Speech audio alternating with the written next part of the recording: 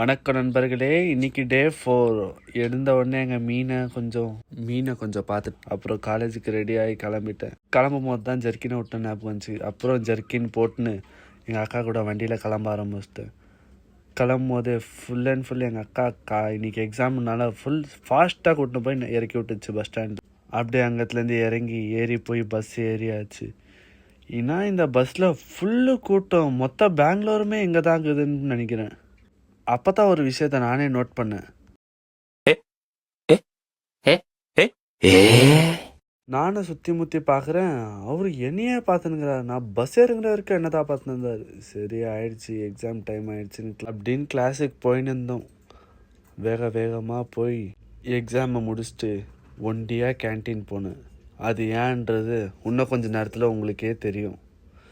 அங்கே போய் நிம்மதியாக ஒரு பிளேட் சாப்பாடு சாப்பிட்டு, நிம்மதியாக மட்டும் இல்லை, ருசித்து சாப்பிட்டு என் ஃப்ரெண்டுங்கெல்லாம் வந்துட்டாங்க. ஏன் ஒண்டியாக சாப்பிட பார்த்தோன்னா இதுதான் காரணம். சரி, அப்புறம் எல்லாம் ஆகிட்ட பிறகு ப்ராக்டிக்கல் எக்ஸாமுக்கு கிளம்பியாச்சு. அப்படியே லைட்டாக நம்ம அழகாக கொஞ்சம் கண்ணாடியில் பார்த்து ரசிச்சுட்டு அப்புறம் ப்ராக்டிக்கல் எக்ஸாம் பண்ணிட்டு அப்புறம் அப்படியே வீட்டுக்கு கிளம்பியாச்சு. அப்படியே வீட்டுக்கு கிளம்பி வர டைமில் தான் நம்மள்தான் iPhone 17 ஆச்சு. ஒரு வீடியோ எடுத்து பார்க்கலான்னு இந்த வீடியோ எடுத்தா கொஞ்சம் நல்லா வந்துக்குது.